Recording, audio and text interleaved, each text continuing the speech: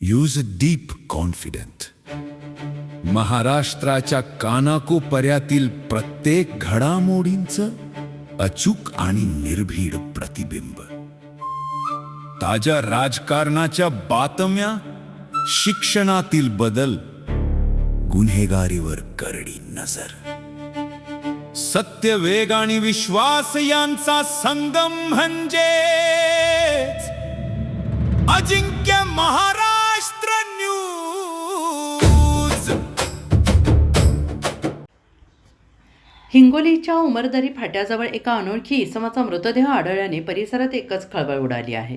हिंगोलीच्या सेनगाव पोलीस ठाणे हद्दीतील उमरदरी फाट्याजवळ एका अनोळखी इसमाचा मृतदेह आढळून आला असल्याने परिसरात एकच खळबळ उडाली आहे.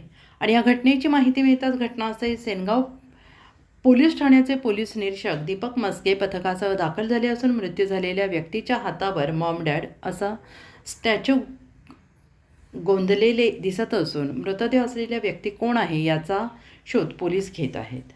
अजिंक्य महाराष्ट्र न्यूजसोबत सिकंदर पठाण, सेनगाव, हिंगोली.